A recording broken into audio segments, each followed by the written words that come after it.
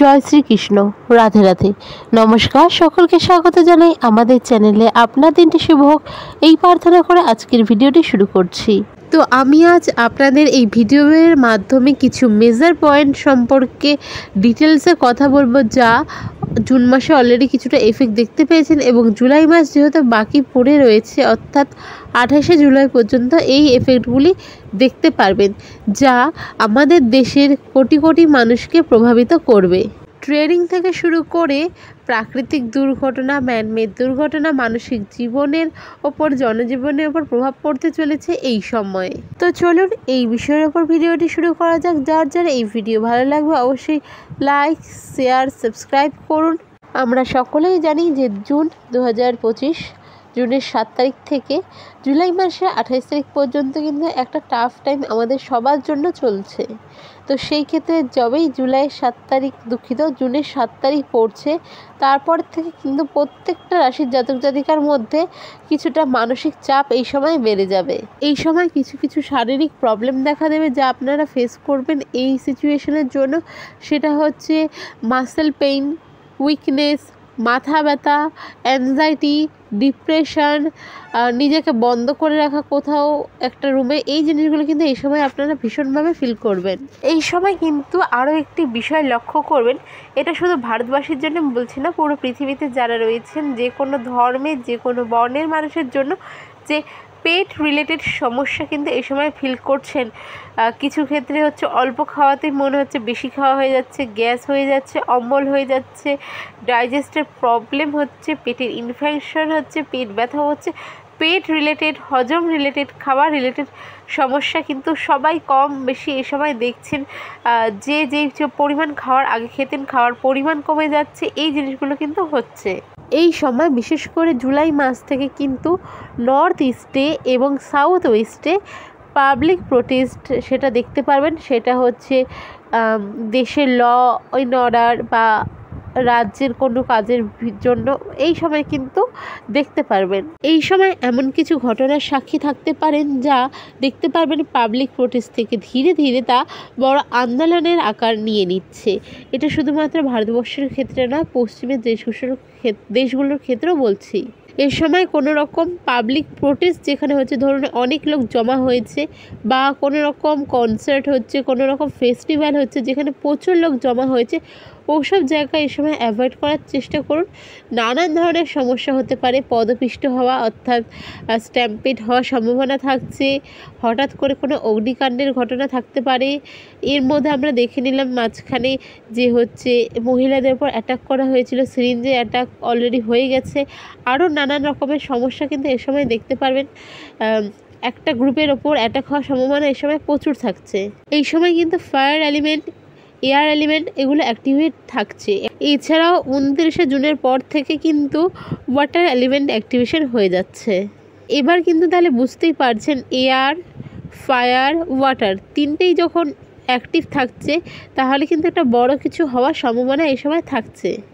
তো এই সময় যে ইম্প্যাক্টগুলো আগামী দিনে আপনারা দেখতে পারবেন, অবশ্যই হতে চলেছে এবং দেখতে পারবেন, সেগুলো কিন্তু একজন দুজন নয়, গ্রুপ অফ পিপলের ওপর এফেক্ট ফেলতে চলেছে। সেটা যে কোনো জায়গায় যে কোনো রূপে হতে পারে। তাই এই সময় বলবো একটু চেষ্টা করুন ভিড় অ্যাভয়েড করার জন্য। এর সময় প্রবাসী যারা রয়েছেন তাদেরও অনেক রকম প্রবলেম ফেস করতে হতে পারে। জুলাই 28 তারিখ পর্যন্ত কিন্তু ট্রেড সাথে সাথে ট্যারিফ মার্কেট এবং স্টক মার্কেট তিনটে জায়গায় কিন্তু উথাল পাথাল লেগে থাকবে। দেখতেই পারবেন যে এই সময় মনে হচ্ছে যে উঠছে সঙ্গে সঙ্গে পড়ে যাবে। এই জিনিসগুলো এই সময় কিন্তু নিজের চোখে দেখতে পারবেন, আপনারা ফিল করতে পারবেন। তাই যে কোনো স্টক কেনা বেচার ক্ষেত্রে একটু সাবধানতা অবশ্যই অবলম্বন করে নেবেন, স্টাডি করে নেবেন। হুটহাট কারো কথায় বা মনে হলেও একটু স্টাডি করে তবেই সব জায়গায় ইনভেস্ট করুন। এই সময় কিন্তু টেকনোলজি থেকে শুরু করে সোশ্যাল মিডিয়া সব জায়গায় কিছু নতুন চেঞ্জেস দেখতে পারবেন। হঠাৎ করে তা যদি পাবলিকের জন্য ভালো হতেও পারে, নাও হতে পারে, কারণ সবার ক্ষেত্রে এক জিনিস ম্যাটার করে না, বাট ফিউচারের জন্য কিন্তু খুব একটা ভালো রেজাল্ট দেবে না। বলতে পারেন এই ইনভেনশন বা এই যে নতুন আবিষ্কার বা যেটা আসতে চলেছে, সেটা কিন্তু টেকনোলজিকে আরও নতুন একটা মাত্রা দিতে চলেছে। এবং এই জিনিসটা কিন্তু এই সময় মানুষের কাছে খুব ভালো একটা অফার থাকছে, মানুষ খুশি হবে। তবে ফিউচারের জন্য কিন্তু এটা সেরকম এফেক্ট দিবে না, যার জন্য কিন্তু অনেক রকম প্রবলেম আমাদের ফেস করতে হবে। আর এই টেকনোলজির ইম্প্যাক্ট শুধু সোশ্যাল মিডিয়া নয়, মিডিয়া থেকে শুরু করে বলিউড থেকে শুরু করে সব রঙিন জগতের ওপরে এফেক্ট ফেলতে চলেছে। সময় কিন্তু আমরা প্রচুর সেলিব্রিটি রিলেটেড খারাপ খবর শুনতে পারি।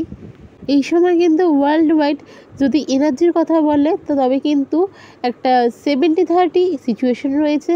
70% কিন্তু এই সময় নেগেটিভ এনার্জি বা নেগেটিভ জিনিসগুলোই চোখে পড়বে বা আর এই জিনিসগুলো আমাদের অ্যাট্রাক্ট করতে চলেছে। বাকি 30% যেটা সেটা কিন্তু এই সময় দুর্বল পড়বে। এই সময় কিন্তু পুরো ওয়ার্ল্ডের ওপর অনেক কিছু এফেক্ট পড়তে চলেছে।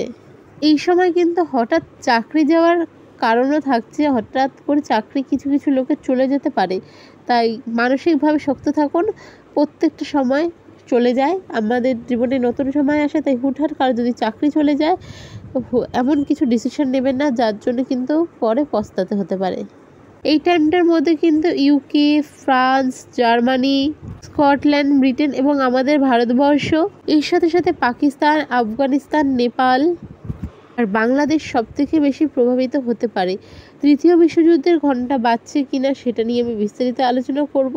তবে এই সময় কিন্তু এই প্রত্যেকটা দেশের উপর যুদ্ধের এফেক্ট পড়তে চলেছে।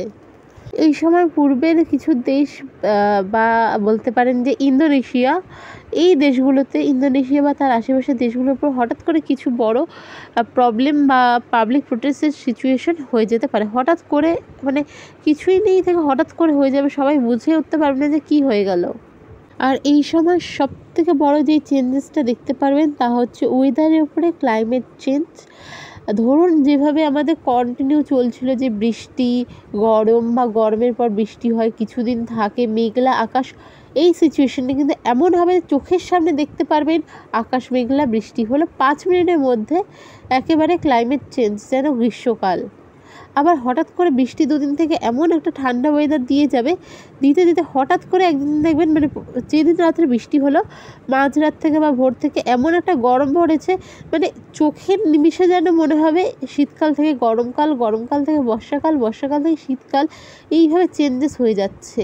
মানে ক্লাইমেট একেবারেই চেঞ্জ হয়ে যাবে এই বছর। এই জিনিসটা কিন্তু নোটিস করতে পারবেন। বিশেষ করে পাহাড় এবং পাহাড়ের পার্শ্ববর্তী এলাকায় যারা থাকেন তারা তো করবেন, হয়তো তারা করা শুরু করেও দিয়েছে।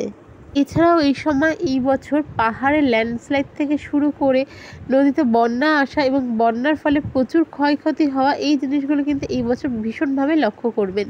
তাই সাবধানে থাকুন, যে কোনো ক্ষেত্রে সাবধানতা বজায় চলুন, এটুকুই বলবো। আর বাকি ডিটেলস আমি পরের ভিডিওতে আরও একটি ভিডিওর মাধ্যমে সব ডিটেলস বলে দেব। ভিডিওটা যদি ভালো লেগে থাকে লাইক করুন, সাবস্ক্রাইব করুন। দেখা হবে পরের ভিডিওতে। রাধে রাধে।